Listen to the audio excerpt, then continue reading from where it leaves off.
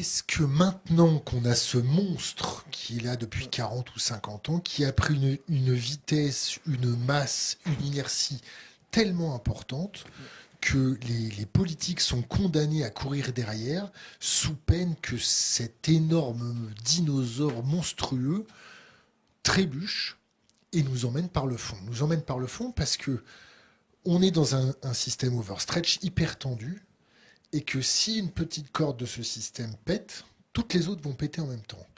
Est-ce que le phénomène de guerre, le phénomène de Covid, le phénomène de réchauffement climatique met encore plus ce système sous tension et que comme on n'a pas su le réguler correctement, on est coincé et on va être obligé de passer par un événement exotique douloureux pour remettre les choses à plat, qui va laisser énormément d'entreprises et de personnes privées sur le carreau, dans la plus grande précarité, le plus grand dénuement.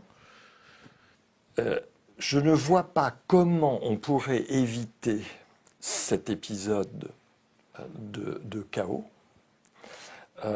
parce que pour la première fois, la dette globale, quand je parle de la dette, je parle toujours de la dette globale. Privé plus public. Privé plus public, d'accord, qui représente 300% du PIB de la planète, pour donner les ordres de grandeur. Bon. Mais cette dette globale, qui est la nourriture de toute l'industrie financière, il n'y a pas d'industrie financière s'il n'y a pas de levier. C'est clair. Bon. Or, à partir du moment où elle a été à l'origine du problème, et que, de mon point de vue, elle ne peut plus être la solution qu'elle a été depuis 35 ans, c'est que nous n'avons plus l'outil, on va dire, keynésien, etc. Juste un chiffre, il faut aujourd'hui 2% d'augmentation de la dette publique pour générer 1% de croissance, en gros, en Occident. Donc, il faut 8 $ injectés pour 1 $ restitué. Alors, si on est en dette globale, oui, on est peut-être dans ces ordres-là. Mais moi, je crois, Raphaël, que ce qu'il faut surtout dire en réponse à la question, oui, c'est qu'en réalité, ce n'est pas un destin. C'est-à-dire, malheureusement, effectivement, on risque d'avoir un crack financier. Et la hausse des taux des banques centrales est, à mon avis, une très mauvaise idée, une très mauvaise réponse à l'inflation, qui risque d'accélérer et de précipiter le crack. Mais, en réalité, on pourrait très bien éviter tout ça. On peut très bien réguler les marchés financiers, parce qu'on a cette idée que ce monstre est maintenant omnipotent, on ne peut rien faire. C'est pas vrai. Les grandes étapes de la régulation sont bien connues. En France, on sépare les banques de dépôt et de crédit, les banques traditionnelles, les banques où tu vas travailler, des banques de marché qui font de la spéculation sur les marchés financiers. Mais le Glass-Steagall Act... Oui, on remet en place un Glass-Steagall Act. Mais on ne l'a pas fait. Pierre Moscovici... Pourquoi on ne l'a pas fait? Mais parce que Pierre Moscovici, de corruption, c'est quoi? Alors Pierre Moscovici a mis en place en 2013 une fausse loi de séparation bancaire qui a été écrite par BNP Paribas et la Société Générale pour que ça ne sépare pas. Il y a des sources de ça? Oui, je ne peux pas les citer, mais oui, effectivement. BNP et la Société Générale sont allés à Bercy leur expliquer, écoutez les amis, on est un peu plus fort que vous, on vous a écrit la loi. Il y a des sources de ça qui sont allés à Bercy pour leur expliquer? Mais bien sûr, ils font le siège de Bercy en permanence. Il y a un livre de Laurent... Attends. Voilà. Karine Berger et Pierre Moscovici ont fait passer cette loi qui est une loi scélérate, qui fait le contraire de ce qu'elle prétend faire. Donc le préambule de la loi dit qu'il faut séparer, la loi ne sépare pas. Ce qui a été reconnu par Frédéric Oudéa, PDG de la Société Générale, devant le Parlement, devant l'Assemblée nationale, qui a dit, les amis, cette loi m'oblige à filialiser, c'est pas séparer, 1,5% de mes activités de marché. Et quand il a vu qu'il avait dit une bêtise, il a dit non, c'est pas exactement ce que je voulais dire, mais en fait c'est la réalité. Donc cette loi, en fait il faut revenir sur cette loi. À l'époque j'avais préparé le paragraphe qui va bien, il y a un paragraphe à changer pour séparer vraiment. Une fois qu'on a séparé, on a mis fin au chantage des méga-banques systémiques françaises sur l'État, qui ne cesse de dire à l'État, vous ne pouvez rien faire contre nous, parce que si on meurt, vous mourrez avec nous. Pourquoi? Parce que ces banques sont tellement grosses qu'aujourd'hui, si BNP, Société Générale, BPCE ou le Crédit Agricole faisaient faillite, l'État n'est pas capable d'assurer la garantie publique sur les comptes de dépôt à hauteur de 100 000 € par compte. C'est 72 000, non? Par contre, et par établissement, non? Ça n'a pas été officiellement, laissé. c'est toujours à 100 000. Mais Michel Sapin m'avait dit qu'il avait préparé un dispositif de levier en engageant la France. Non. Je te donne un exemple. Rien que pour le système bancaire chypriote en 2010, qui fait naufrage en 2010, Chypre, c'est tout petit. On se pose la question de savoir si Chypre va réussir à tenir la garantie publique sur les comptes de dépôt des Chypriotes, ce qui est rien du tout. Donc, a fortiori pour la France, sur un monstre comme BNP Paribas, c'est clair qu'on ne peut pas. L'État français ne pourra pas le faire. Et donc, on imagine ce que ça va représenter pour les Français s'ils perdent leur compte de dépôt, tout simplement parce que BNP a fait de la spéculation sur les marchés financiers. Au passage, j'ouvre une parenthèse. Ou une autre banque. Ou une autre banque, oui, Une bien autre sûr. banque, ouais. Au passage, j'ouvre une Tu ne parenthèse. cibles pas en particulier Non, pas du tout. BNP. C'est la raison fondamentale pour laquelle nos amis banquiers sont aussi favorables à la monnaie digitale. L'avantage de la monnaie digitale, c'est que le jour où toute la monnaie devient digitale, plus personne ne peut aller planquer ses économies sous son matelas. Donc plus de bank run. Donc plus de bank run, exactement. Et donc plus de problèmes liés à cette question. On peut faire faillite et les gens ne peuvent plus retirer leur argent de leur compte de dépôt avant que la banque n'ait fait faillite. C'est impossible. Bon, je referme cette parenthèse. Donc la première étape, c'est la séparation des banques. Deuxième étape, il faut re-réguler les marchés financiers et on sait très bien ce qu'il faut faire. Je l'ai expliqué des dizaines de fois, notamment dans mon bouquin « 20 propositions pour réformer le capitalisme ». Mettre fin au high frequency trading, le trading à haute fréquence où ce sont des logiciels qui font du trading 1 million de fois par seconde, ce qui n'a aucun sens économique, que la valeur d'un titre économique ne change pas 1 million de fois par seconde.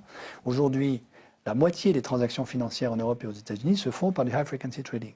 Pour moi, c'est même plus. Alors c'est plus aux États-Unis, c'est 75% aux États-Unis. En Europe, c'est la moitié. Il faut juste interdire ça, c'est tout. Ça n'a aucune valeur sociale, aucune utilité. Troisième étape, et je vais laisser la parole à Gilles. Troisième étape, il faut sécuriser les chambres de compensation. Donc c'est un sujet mal connu, donc j'explique un tout petit peu. La Commission européenne, malheureusement, a mis en place la directive EMIR, qui a mis en concurrence les chambres de compensation. Une chambre de compensation, c'est quoi? On en a tous entendu parler. Euroclear, Clearstream, en Europe. C'est un organisme international qui centralise les transactions financières entre grandes institutions financières au niveau international. Donc si, par exemple, la SocGen veut transacter avec Morgan Stanley aux États-Unis, elle passe par une chambre de compensation qui vérifie que la transaction se fait bien et que la chambre de compensation prélève une toute petite marge, d'ailleurs on pourrait le faire pour l'État au passage, ça s'appelle la taxe Tobin, et par ailleurs, elle-même est supposée avoir une espèce d'airbag financier avec la marge qu'elle prélève pour, au cas où une des contreparties ferait faillite, rembourser l'autre. Donc elle sert aussi de compagnie d'assurance implicite dans les transactions internationales. En les mettant en concurrence les unes contre les autres, ce qu'a fait malheureusement la directive EMIR, les chambres de compensation ont réduit leur marge, ont réduit le coussin, donc l'airbag, et aujourd'hui, si on avait un gros établissement financier qui faisait faillite, les chambres de compensation elles-mêmes feraient probablement faillite. Donc effet domino. Donc effet domino sur la totalité de la planète. Donc il faut remettre les chambres de compensation sous tutelle publique internationale et cesser de les mettre en concurrence comme on l'a fait. Donc les grandes étapes sont connues. On peut maîtriser le monstre si on veut le faire. Et moi, on m'a servi... Désolé Gilles, je te donne la parole tout de suite après. Moi, on m'a servi que BAL 1, BAL 2, BAL 3, on avait des fonds propres, tout allait bien. Donc on pourra en reparler. BAL 3 demande simplement 3% de fonds propres par rapport à la taille du bilan. Donc le fonds propre, pour ceux qui ne voient pas ce que c'est là aussi l'airbag de la banque, dans le cas d'une banque, dans lequel la banque est supposée piocher dans le cas où elle-même fait des grosses pertes sur ses actifs. Aujourd'hui, c'est 3%. C'est très insuffisant. C'est calculé avec des modèles qui sont utilisés par les banquiers, que j'ai fait moi-même lorsque j'étais compte sur les marchés financiers, qui tordent complètement la réalité des risques auxquels font face les banques pour minimiser les appels en capitaux de fonds propres que les banques vont devoir réaliser. Donc c'est très insuffisant. Au début du XXe siècle, on était à 20%, et je pense que c'est le bon niveau. Et ce n'est pas du tout une position de gauchiste de dire ça.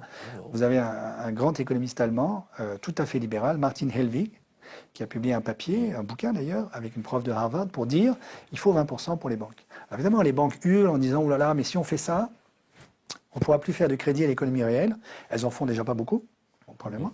Et deuxièmement, maintenant. Et voilà. Et deuxièmement, c'est le contraire. Plus la banque est sûre parce qu'elle a des fonds propres élevés, plus elle peut prendre des risques vis-à-vis de l'économie réelle et donc plus elle va prêter. C'est exactement le contraire de ce que racontent les banquiers. Voilà, donc ça aussi on peut très bien le faire. On peut réécrire BAL 3, que de toutes les manières il faut réécrire pour introduire du vert dans la comptabilité des banques. Par exemple, mettre un facteur pénalisant lorsque les banques font des crédits bruns et un facteur favorisant lorsqu'elles font du crédit vert. Donc de toute façon, la réécriture de BAL 3 est déjà en chantier. Ça s'appelle le BAL 4 vert. Voilà. Et au passage, il faut en profiter pour rehausser les exigences de capital, donc nos fonds propres, pour toutes les banques.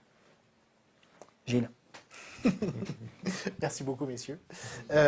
Oui, alors, pour revenir simplement, effectivement, sur la séparation entre les banques de dépôt et les banques d'affaires. Donc, les banques de dépôt, c'est la banque qu'on connaît tous, et la banque d'affaires, c'est celle que que personne ne connaît dans sa Je vie. préfère banque d'investissement. La banque d'investissement. financière. Ouais, c'est exactement la banque d'investissement que personne ne connaît dans sa vie ordinaire. C'est celle qui traite avec les entreprises. Effectivement, c'est vraiment bien documenté.